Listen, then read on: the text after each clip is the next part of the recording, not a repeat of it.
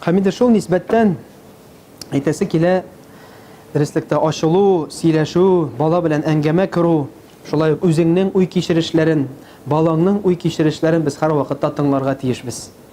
Һәм инде бала, әйткәнебезчә, без генә аны тәрбияләү түгел, без дә балага карап тәрбияләнәбез. Без дә анарга карап өйрәнәбез, без дә анарга карап шушы дөньядагы булган хикмәтләрне, дөньядагы булган адымнарны хәтта баладан мисал иттереп тә хәтта үзебезгә дәрес алабыз.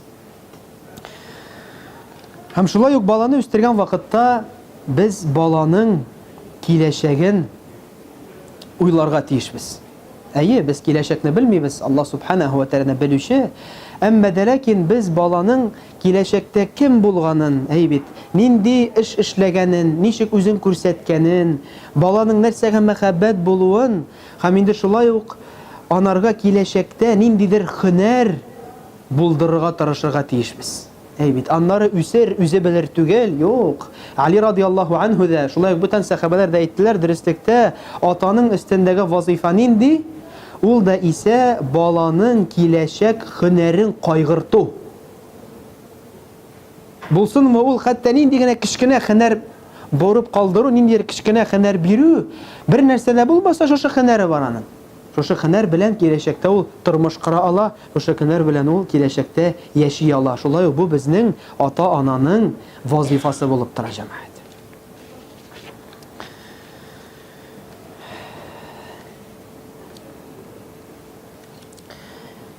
Инде шулай ук әйткәнебезчә, ата-ана турында, әлхәмдүлилләһ, әзрәк балалар һәм инде ата-ана һәм балалар турында сөйләшеп киттек. Хәзер шулай иттереп берничә сүз әйтеп китербез укытучы турында һәм балалар турында. Дәреслектә укыту зур эш. Балаларны укыту булсынмы ул, зурларны укыту булсынмы ул, бик тә катгый, бик тә зур, бик тә әһәмиятле булган гамәл, гыйбадәт безнең очракта. Гыйбадәт булып тора, кайчан без кешегә гыйлем бирәбез. Һәм инде әлбәттә ки, балаларга гыйлем бирү бик зур, әйтергә кирәк, авырлык дип әйтергә дә кирәк моны. Чөнки балага ничек без гыйлем бирәбез, ничек анарга динне күрсәтәбез, яки хәтта ничек без дөньяви анарга белемне бирәбез, бу барысы да тәэсир итәчәк балага да, үзебезгә дә. Һәм иң беренче әйтергә кирәк, балага белем биреп булмый, әгәр дә безнең күңелебездә бар тәкәбберлек. Әгәр дә без бала каршында башыбызны күтәреп, яки хәтта күтәрмичә, һәр вакытта да күрсәтергә телибез үзебезнең укытучы икәнебезне. Менә бу зур хата, кайчан һаманда укытучы үзенең дәрәҗәсен күрсәтеп, мин укытучы, мин менә шушындый дип, инде сез менә балалар гына әле, сез әле шушылар гына әле, сез әле күрмәгәнсез, син әле анда дөньяның атысын да, кешесен дә, татлысын да күрмәдең дип әйтү дәреслектә бу, андый гыйбрәт бар, әмма ләкин бу очракта ул туры килми. Чөнки укытучы балалар белән бер тигезлектә булырга тиеш. Укытучы, шушы укытучының белем бирүгән сәбәпле, аның каршында укытучының дәрәҗәсе күтәрелергә тиеш, баланың күңелендә үзе гыйлем алып. Укытучы гына әйтеп түгел. Сез менә хөрмәт итегез, мин укытучы, син мине кем икән беләсеңме, мин анда шушындый дип юк. Бу тәкәбберлек сыйфатларының берсе булып тора. Кайчан бала аңлый укытучының анарга гыйлем биргәнен һәм аның белән бер сукмактан барырга тырышлыгын аңлый икән, бала үсә. Һәм шулай ук күп очракта бала үсә безнең, укытучы үсми. Мәсәлән, инде укытучы үзенең укучысына, инде укучысы берничә җүз белә, бер җүз ятлады, 2, 3, 4, укытучы басып тора һаман, ел буена бер сүрә дә ятламады. Әллә бу үсешме? Юк, әлбәттә ки, бу дөрес укыту түгел. Укыту кайчан укучы да үсә, укытучы да үсә. Кайчан укытучы да өйрәнә, шушы баладан ук тәрбия ала, шушы баладан ук дәрес ала. Һәм шулай ук укучы да үзенең укытучысыннан дәрес ала. Менә шул вакытта хакыйкый рәвештә дөрес үсеш була. Һәм инде шулай ук гыйлем биргән вакытта әлбәттә ки без баланың белергә тиешбез, ул Аллаһы Тәгаләнең бәндәсе. Ул Аллаһы Тәгаләнең биргән бүләге, яки ул Аллаһы Тәгаләнең безләргә карата биргән әманәте. Һәм ул акыллы зат. Әйе, бәлкем ул начар язса да, бәлкем ул начар язса да әйтү дөрес түгел әле. Бәлкем ул ниндидер азагырак аңласа да, яки аңлап җиткермәсә дә, яки авыр ятласа да, ул акыллы зат. Һәм ул әле бала.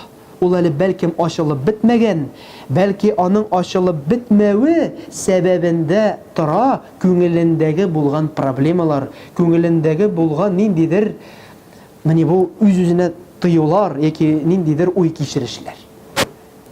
Һәм күп очракта инде әлхәмдүлилләһ, инде бу күбрәк бәлкем инде үзем укыган вакытта да мәктәпләрдә, бәлкем инде хәзер мәдрәсәләрдә, мәчетләрдә алай укытмыйлардыр. Күп очракта укытучы үзен тота алмый һәм баланы кимсетә башлый. Нинди сүзләр белән, ничек язасың син, синең язуың начар, нәрсә бу таракан язуы, нәрсә анда сукыр тавыкка бар да быдай дип, яки мәсәлән, кара үзеңә, яхшылап кара, яки мәсәлән ничектер, шушы сүзләр белән баланы кимсетү. Баланың эшен кайчан ул язды берәр әйберне, яки ятлады берәр әйберне, аны мактау түгел, аны шушы эшләгән эшен зур иттереп күрсәтү түгел, түбәнсетү. Һәм әгәр дә түбәнсетү бар икән, баланың эшләгән эшен, яки баланың язган язуын, яки ятлаган ниндидер хәттәки сүрәсенме, яки ниндидер догасынмы, әгәр дә без аны зурлап күрсәтмибез икән, баланың нәрсә эшли? Гыйлемгә карата мәхәббәте бетә. Кайчан аның үзенең яраткан укытучы аны сүгә һәрвакыт. Әйе, бәлкем ул тулысынча ятламагандыр, бәлкем бер генә аят ятлап китергәндер. Без әлхәмдүлилләһ, молодец, син тырыш, булдырасың дип, әгәр дә һәрвакытта шушы укучыбызны мактыйбыз икән, ул үсәчәк. Әлбәттә ки. Валлаһи үсәчәк. Чөнки Пәйгамбәрбез саллаллаһу алейхи ва саллям һәрвакытта мактаган сахабаларын, һәрвакытта дәртләндереп торган. Һәрвакытта дәртләндергән. Һәм инде шул нисбәттән дә без баланың булдыра икәнлеген белеп, аны кеше иттереп күрергә тиешбез. Аны бала иттереп кенә түгел, син бала әле, син белмисең әле дип түгел, аны дөреслекдә кеше, аның киләчәктә файдасы булачак, аның киләчәктә ул мөселманнарга, дингә, халыкка файда китерер икәнлеген белеп үстерәбез икән, гыйлем бирәбез икән, без аның баланың гыйлем дәрәҗәсе дә күтәреләчәк. Һәм укытучысына карата да мәхәббәте артачак. Һәм шулай ук тагын бер искәрмә, баланы тәрбияләгән вакытта, укыткан вакытта аның күңеленә салу, дөреслектә без аны яратабыз шушы баланы. Һәм аның күңеленә салу дөреслектә, балам, яки эй балам, мин синең белән бергә. Кайчан таный аның укытучысы яки әти-әнисе әйтә, мин синең белән бергә. Мин сине тотам, яки мин синең күңелең белән бергә, син булдырасың дип, хәтта шушы мәктәпкә җигән вакытта да, яки дәрестә укырган вакытта да әйткәндә, нинди генә сорау бар, кил минем яныма, сора, бел, кайгырма. Менә шулай иттереп баланы тәэсирләнү һәм аның куәтләндерү, дөреслектә бу бик каты баланың дәрәҗәсен үстерә һәм күңелендә мәхәббәт сала укытучысына. Һәм шулай ук дәрес биргән вакытта да дәрес булырга тиеш түгел ул. Ничектер менә шушы 30 минут, 45 минут менә бирдек кенә дә, ибеттә бар, все, кайтыгыз, таралар. Безнең ничек хәзер дәрес, бит мәктәптәрдә шулай бит инде. Үзебез укыган вакытта да, бәлкем бардыр арабызда шушындый бик катгый мәхәббәт белән, күңеле белән биреп укытучылардыр мәктәпләребездә. Әмма дә ләкин күп очракта, күпчелек очракта дип әйтергә кирәк, мәктәптә ничек утыралар? Звонокны көтеп утыралар, шулай бит. Кайчан сәгатькә карап утыра бала, кайчан бетә дәрес, кайчан анда укытучы чыгып китә. Әмма ләкин дәрес булырга тиеш ничек безнең әңгәмә рәвешендә, сөйләү рәвешендә, мәхәббәт рәвешендә, ардырмыйча, бит баланы ардырмыйча, интектермичә, аның хәерле рәвештә, аның шушы мәхәббәтен салдырырга өйрәтергә тиешбез без. Әгәр дә без шуны өйрәтәбез икән, баланың гыйлемгә карата, Аллаһ Тәгалә карата мәхәббәт. Бала карамый сәгатькә дә, бара карамый вакытка да, бара үсергә тели. Менә шуның өчен хәтта менә шушы мәдрәсәдә укылган вакытта да, инде мәктәптә аны эшләп булмый, мәчеттә укылган вакытта да укытыйк әзәзләп. Хәтта мәсәлән бала килде икән дәрескә, мәсәлән укытыйк беренче дәресне 15 минут. Укыттык, сөйләдек, өйрәттек, һәм инде бутты балалар дәрес бетте. Һәм балалар нәрсә сорыйлар? Беттеме әллә? Әллә шуның кадәр генәме? Без әйтәбез, әйе, бүгенгә бетте. Яки бу дәрес бетте, ял итегез. Икенче дәрестә дәвам итербез, яки икенче дәрестә тагын белербез дип. Ни өчен? Баланың күңелендә мәхәббәт ятсын дип. Баланың күңелендә булмасын, менә хәзер утырабыз, апа анда сөйләп утыра, яки абый сөйләп утыра, сөйли. Юк, җәмәгать. Инде диннең матурлыгы нәрсәдә? Диннең шушы безнең килгән, мәчеткә килгән балаларыбызның, шушы мәдрәсәләргә килгән балаларыбызның күңелебезгә булдырылган кадәр мәхәббәт белән, матурлык белән, диннең матурлыгы, ягымлыгы белән, үзебезнең мәхәббәтебез белән диннең шушы матурлыгын салу булып тора. Һәм дәреслектә без шуны эшли алабыз икән, инде дәреслектә без үзебез дә хисләнәбез, үзебез дә үсәбез, һәм үзебезнең дә дәреслектә эшебез Аллага китте икәнлеген сизә башлыйбыз, җәмәгать. Һәм инде шуның өчен, я Раббым, Аллаһ Субханаһу ва Тәгалә инде һәрберебезгә дә гыйлем алырга Аллаһ Тәгалә насыйп әйләсен. Һәрберебезгә дә үткән эшләргә яки ниндидер үткән гамәлләрне кылган сайын үкенергә, я Раббым, насыйп итмә. Чөнки күбебез үкенә, шулай бит. Һәм ни өчен без куркабыз, менә шулай иттереп гыйлем бирергә, ни өчен без куркабыз, миннән булмый инде ул, мин инде укыта алмыйм дип күбесенчә әйтәбез. Ни өчен? Чөнки безнең тәвәккәллегебез вакыт кими. Ни өчен тәвәккәллегебез кими? Чөнки без кирәкмәгән нәрсәләр турында уйлыйбыз. Моны ничек бетерергә? Ларга мисал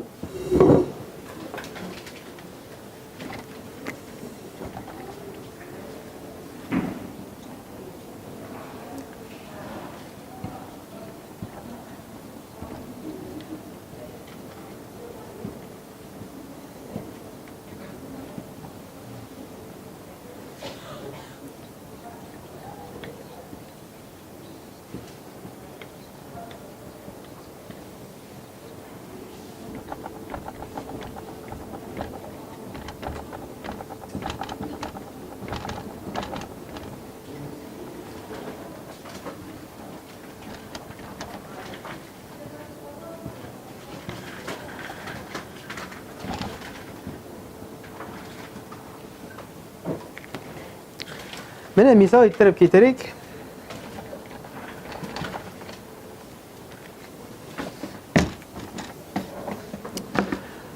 Аллаһ Субханаһу ва Тәгалә һәрберебезгә дә бирде көч, куәтлек. Шулай бит, һәрберебездә көчебез бар, дәрт бар, яки урысча әйткәндә энергия бар. Дәрт. Һәм мәсәлән, ул 100%. Һәрбер кешенең Аллаһ Тәгалә тарафыннан безгә бирелгән 100% дәртебез бар, энергиябез бар, куәтлегебез бар. Һәм хәзер һәрберебез хәзер яшибез нәрсә белән? Хәзерге заман белән, шулай бит. Хәзерге заман белән яшибез, һәм мин яшим бу заманда. Мин менә. Мин һәм бетте. Үткән заманда безнең кем? Әтияни. Шулай бит, безгә кадәр булды, безнең бу дөньяга сәбәпче булып тордылар, бу дөньяда безнең яшәвебезгә. Ул да исә әтияниебез. Киләчәк заманда безнең кем? Бала. Бала. Мин беренче әйтергә кирәк, бала кем ул? Бала ул шушындый зат, шушындый Аллаһы Тәгаләнең бүләге, кайсысы безгә бирелде, ни өчен? Без аны үстереп, аны киләчәген кайгыртып, аны шушы гомергә, менә шушы дөньяга аны яраклаштыру өчен. Гел үзебез белән тоту түгел, минем балам, ул минеке, ой мой сыночек дип, ул минеке генә, бер кемгә дә аны бирмим. Юк, бу дөрес тәрбия түгел. Кайчан без һәр вакытта да балабызны минеке дип кенә тотабыз икән, без аның акылын ябабыз. Аның киләчәккә, киләчәк яшәешенә аның юлын ябып куябыз. Әйе, балабыз минеке дип танырга тиешбез. Минеке, әмма дә ләкин без аның киләчәк тормышын, киләчәк дөньяга, мөселманнарга, иң беренче үзенә, гаиләсенә файда китерер өчен һәм аның җәннәткә юлын җиңеләйтер өчен без тырышырга тиешбез. Менә безнең вазифа. Үзебез янындагыны тотмау, минем балам, минем кызым, минем балам дип кенә. Һәм шул сәбәпле Аллаһ Тәала безгә бирде әйткәнебезчә 10%, 100% мәсәлән, куәтлек яки дәртлек менә урын. Һәм кемдер менә шушы үзенең дәртлелеген, үзенең куәтлелеген, мәсәлән, күбрәк кайгыра нинди заман өчен? Үткән заман өчен. Кайгыра үткән заман өчен.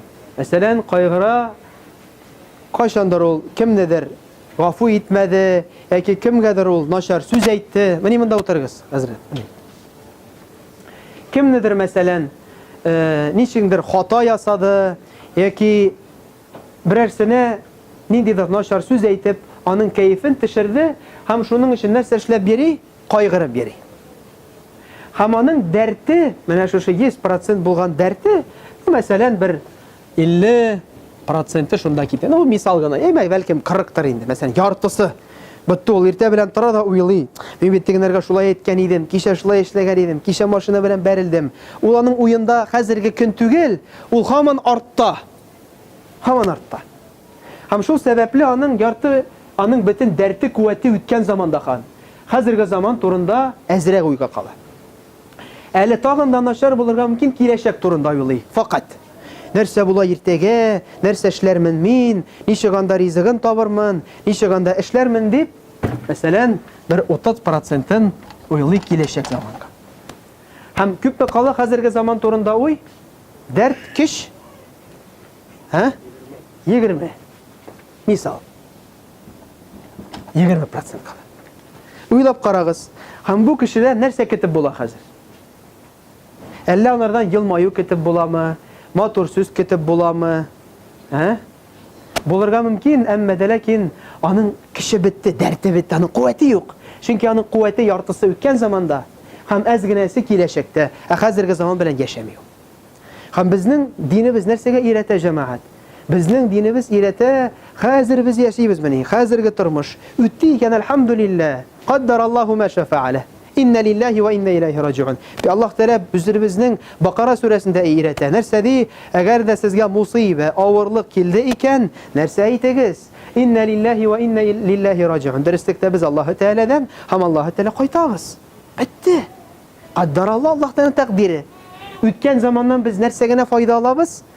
Шушы үткән заманның эшләгән эшнең нәтиҗәсен ясап, үзебезгә файданы алдык та салдык. Всё.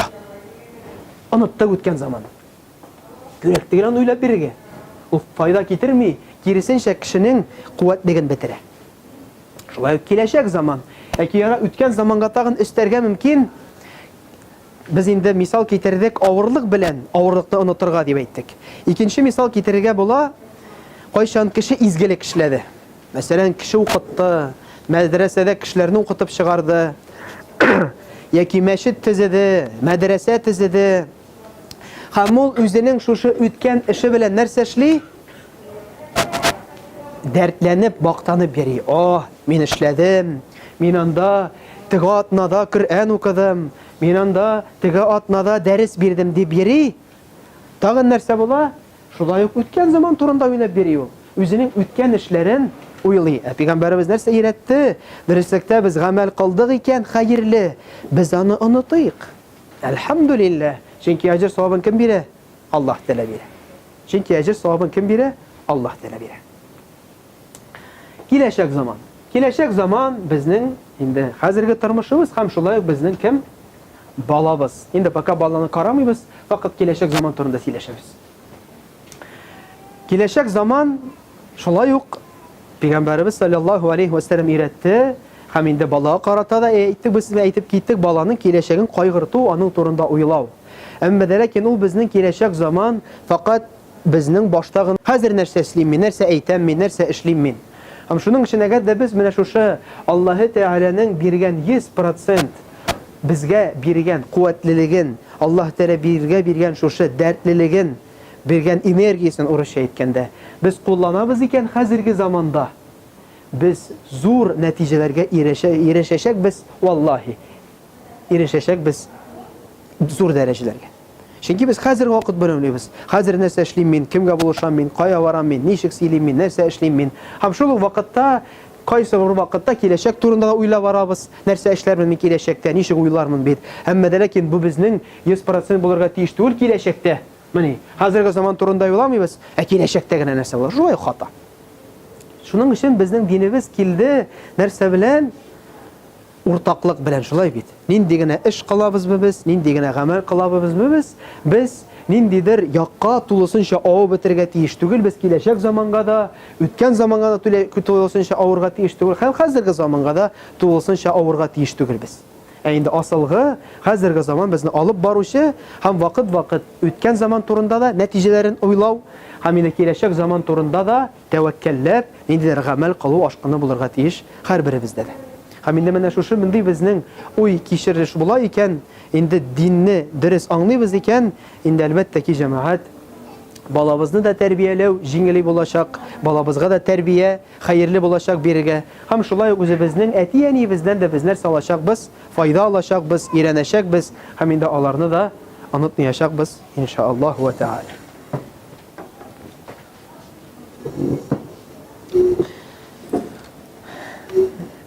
Һәм инде шулай ук мисал, инде монда кешеләр күп түгел, кешеләр күбрәк булган булса, бер яхшы гына бер мисал китереп була иде, әмма дә ләкин инде әйтеп китербез тел белән генә. Менә барыбыз да хәзер уйланыйк әйтәчәк сүзләр турында. Иншалла, әйтеләчәк сүзләр турында. Менә мисал иттереп куйык укытучыны. Менә акылыгызда китерегез, мәсәлән, уйда укытучы. Һәм укытучы карап тора үзенең укучыларына. Укытучы карап тора үзенең укучыларына. Бу бер караш. Хәзер уйлыйк, укучыларның яннарында басып тора әти-әнисе. Укытучы, һәм мәсәлән, менә хәзерге вакытта хәтта сез бит инде укучылар, һәм сезнең артларыгызда басып торалар әтиегез һәм әниегез. Бер мисал.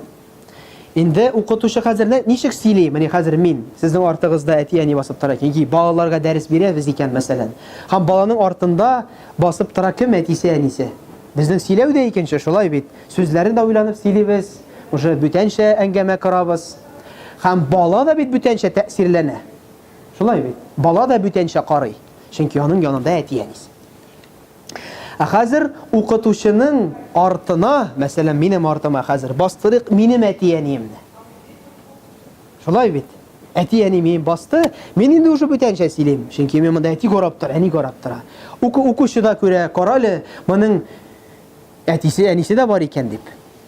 Инде монарга мисал китерергә була, бер укытучы сөйли. Бер вакытты мин ди башлангычларны укыткан вакытта минем әнием килде ди, дәрескә килеп керде, ниндидер эшләр бар иде ди, һәм бер дәрес артта мине көттереп утырып торды ди. Инде балалар бер-берсе белән сөйләшә башладылар. Кем ул килде ди инде. Һәм инде шуннан соң бер кыз килеп сорады ди. Апа ди, кем ул артта утыра иде ди? Ул минем әнием ди. Теге инде башлангыч баласы, сезнең дә әниегез бармы әллә ди? Уйлап карагыз, да? То есть бала әле башлангыч аңлап бетерә алмый, таштаның укытучысының бар икән әти-әнисе. Ахырдан әле нәтиҗә ясабыз, пока дальше уйлыйбыз. Просто әзрәк теге перерыв. Хәзер инде вот укытучы утырып тора, укытучының артында әти-әнисе, укучылар утырып тора, укучыларның да артында әти-әнисе. Һәм хәзер карагыз. Укытучының әти-әнисе артында әгәр дә бастырсак, укытучының укыткан укытучыларын. Мәсәлән, минем хәзер, мәсәлән, мәдрәсәдә укыдым, мин мәдрәсәнең шейхлары басып тора, мәсәлән, укытучыларыбыз. Әйбәт, мәдрәсәдә укыдык, мәктәптәге укытучылар, мәсәлән, Риога укытучылар, мәсәлән, 5-6 кеше. Бала ничек карый миңа? Укытучыга ничек карый? Карале малай, моның әти-әнисе дә бар. Кара нинди кешеләр укыткан. Әле шушы кешеләр арасында баланың белә торган кешесе булса, тагын да дәрәҗәсе күтәрелә. Шулай бит. Шулай. Хәзер карагыз. Әгәр дә хәзер барыбыз да, укытучы да, укытучысының әти-әнисе дә, бөтен арттагы укытучылар да басалар икән бергә кем белән? Балалар белән. Бер якка карап. Мәсәлән, хәзер мин бастым да, сезнең яныгызга утырдым. Һәм карыйм алга. Һәм нәрсәне аңлыйбыз? Укучы нәрсәне аңлый? Дәреслектә укытучы бит ул алында, мәни, истәлдә генә утырып тора торган зат түгел. Ул шушындый зат, кайсысы шулай ук тели минем белән бергә алга китүне, һәм тели минем белән бергә гыйлем алуны. Менә нәрсәдә хикмәт, җәмәгать. Хикмәт нәрсәдә? Без балага булдырылган кадәр аңлатырга тиешбез. Дәреслектә без бала аңларга тиеш, укытучы да аның белән бергә бала, укытучы да тели, нәрсәне тели укучы. Менә нәрсә ул. Ә безнең кызганычка каршы килеп китерә укытучы, аның истәл куелган, монда чәчәкләр, ниләр, ул отдельный зона кебек. Шулай бит. Отдельный ул. Истәле дә отдельный, ни дә отдельный, аның сөйләүе дә отдельный, дәрескә керде, тыр сөйләде дә, сөй куып чыкты, билгеләр чыкты да китте. Юк әңгәмә. Әйе, мин әйтмим, булар юк дип. Әмма дә ләкин күбесенчә безнең мәктәпләрдә шулай. Бәлкем, әлхәмдүлилләһ, мәчетләребездә, мәдрәсәләребездә әле бая бер теге укытучы белән укучылар бергә сөйләшәләр дә, әңгәмә дә каралар. Һәм мин нәрсә әйтергә телим, укытучы ул бергә булырга тиеш укучы белән. Утырып сөйләшергә дә тиеш, башында килеп сыйпарга тиеш, аның янына хәтта урындыгын утырып шушында аңлатырга тиеш. Ни өчен? Укучы аңлар өчен дәреслектә укытучы да аның белән тели аның үсешен, аның белән тели аның өстен булуын. Һәм шулай ук моның файдаларыннан менә шушы гыйбрәтнең кайчан укытучысының шулай ук бит дәрәҗәсен бала күрергә тиеш. Ә күрергә тиеш түгел укытучының сүзеннән. Инде без буның турында әйттек, кайчан укытучы әйтә, мин сезнең укытучы, мин шулай, мин тегеләй әйтергә тиешсез, мин шулай әйтергә тиеш дип, укытучы сөйләргә тиеш түгел аны. Бала үзе укытучысының әдәбенә карап, сөйләменә карап аңларга тиеш, укытучының дәрәҗәсен зур икәнлеген.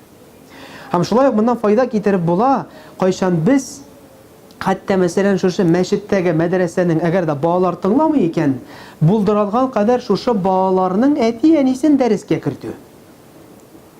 Һәм собрание ясаган вакытта әти-әнине генә җыймау, ә балаларны бергә җыю. Кызганычка каршы хәтта безнең Рәсәйдә мәктәпләр бар, кайсыларында ярамый хәтта мәктәпкә керергә әти-әнигә. Ярамый әти-әнигә.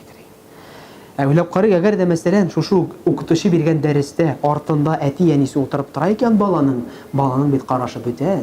Шулай бит. Һәм шулай укытучыны да мәсәлән, әгәр дә без таныштырабыз икән укытучыны, әгәр дә таныштырабыз икән укытучыны бүтән кешеләр белән. Мәсәлән, безне, эй балалар, менә килде сезнең яныгызга укытучы. Һәм укытучыны таныштырганда бер 5-6 кеше. Һәм ничек карый бала шушы укытучыга? Бүтән күзләр белән карый. Кайчан үзе генә керми ул, кайчан керә, бүтән кешеләр белән карагыз әле. Менә сезнең яңа укытучыгыз, менә без аның әйтәбез, менә ул шушындый әйтәбез икән, тәския бирү дип атала инде, бит. Тәския бирү. Нәрсәне аңлата, шулай ук укучының укытучысы карашында дәрәҗәсе күтәрелә, җәмәгать. Инде мондый усуллар бик күп.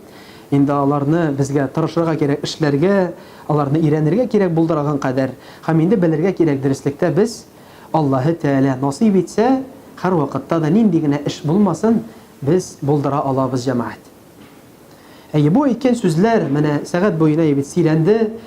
Бу әйткән сүзләр әллә нинди зур да түгел, ачыш та түгел, барыбызга да мәгълүм.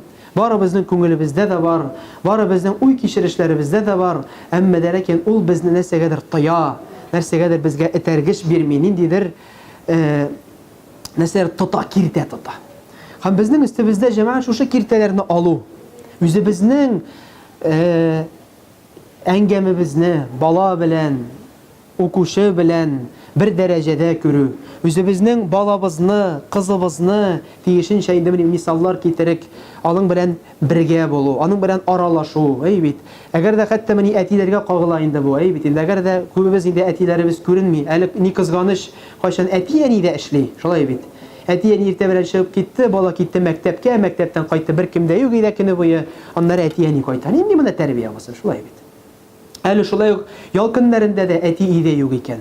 Каян алсын тәрбия? Бала да каян тәрбия алсын? Кыз бала да, ир бала да әлбәттә ки алмый. Әлбәттә ки аннары проблемалар килеп чыга, аннары тегендә баралар, монда баралар, тегенең белән сөйләшергә килеп чыгалар. Бит, һәм инде күп очракта ни сәбәпле? Кайчан әти үзенең кыз баласы белән, кайчан әти үзенең ир баласы белән уртаклашып, турыдан-туры әтисе дә үзенең проблемаларын сөйли алмый. Һәм баласы да үзенең проблемаларын сөйли алмаган сәбәпле аларның арасында киртә барлыкка килә. Һәм шуның өчен булдырылган кадәр үзебезнең балаларны алыйк, мәчеткә булсын ул, эшкә алып булса, эшкә барып алыйкмы. Һәм инде шушы мәчеткә барган вакытта бармыйк машинада ниндидер анда вагаз тыңлап, яки ниндидер анда бүтән кешене тыңлап, барыйк сөйләшеп, аралашып барыйк. Без шушы балабызга вакытыбызны бирдек, шушы кызыбызга яки малайыбызга вакытыбызны бирдек, сөйләшик, анардан виш чыгарыйк. Аялмыйк. Үзебез дә әйтик, менә минем улым, менә шундый уйларым бар иде дип, менә шундый уйлый иде. Аялмыйк алардан, субханаллах. Чөнки әгәр дә без ачылабыз икән, балабыз һичшиксез ачылыр. Без ачылмыйбыз икән, балабыз шулай ябылыр. Нәрсәгә балага ачылырга безнең өчен, әгәр дә без аның өчен ябык. Ya Rabbim, инде Аллаһ Субханаһу ва Тааля һәрберебезгә дә хикмәт бир, һәрберебезгә дә инде тиешенчә рәвештә балаларыбызны тәрбияләребезгә насыйп ит. Тиешенчә рәвешләребездә, шушы мәчетләребездә, мәдрәсәләребезгә балаларыбызны аңлап, шушы укучыларыбызны аңлап, аларга тиешенчә хәерле рәвештә дин тәрбиясен бирергә, Я Раббим, насыйп аңласыр кыл. Инде шушы балаларыбызга шулай ук Аллаһы Тәгалә карата мәхәббәтебезне салырга, Я Раббим, ярдәм ит. Ya Rabbim, син генә ярдәм итүче, син генә тел ачкычларын бирүче, син генә һәрберебезгә үзеңнең дәрәҗәләреңә күтәрүче, Я Rabbim, синең насрыбыз, калибләребезне чистарт, Я Rabbim, калибезләребезне йомшарт, барыбызны да бердәм кыл, бергә кыл, шушы динебезне куәтләндерүчеләрдән булып, балаларыбызны үстергә, Я Rabbim, насыйп ит, үзебезгә дә тиешенчә хәерле рәвештә үстерергә, Я Rabbim, насыйп аңласыр кыл.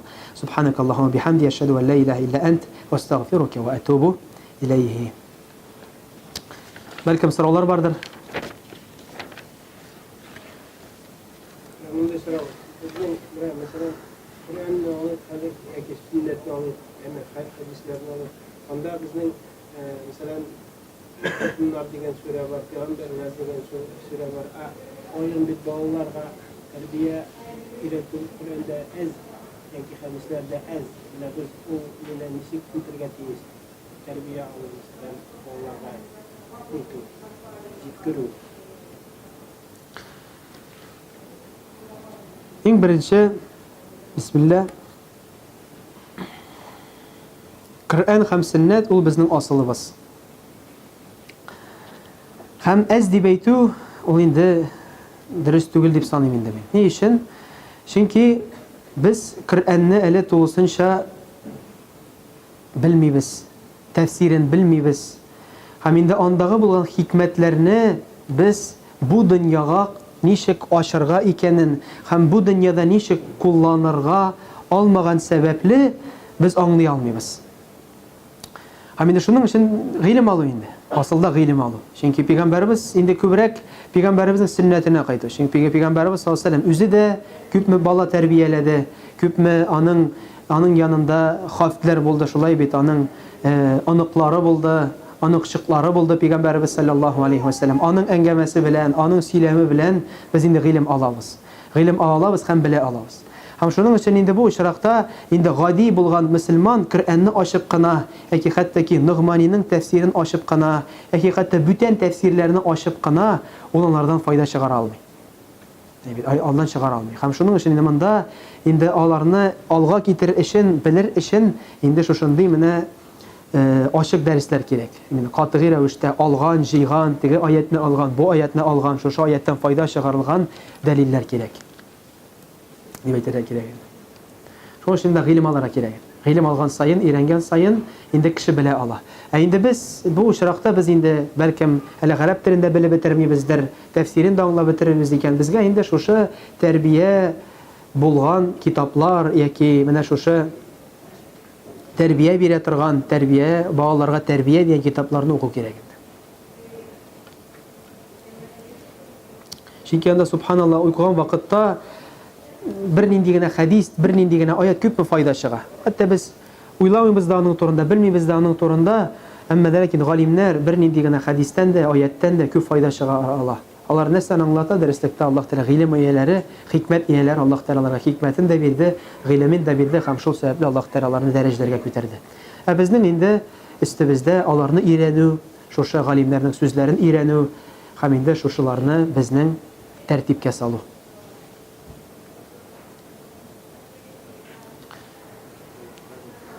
Тагын сораулар. Ярар, иншалла тамамларбыз. Алла рәхмәт яусын.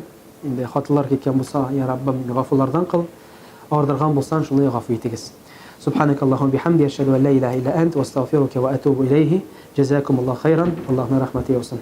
Ассаламу алейкум ва рахматуллаһи ва баракатуһ.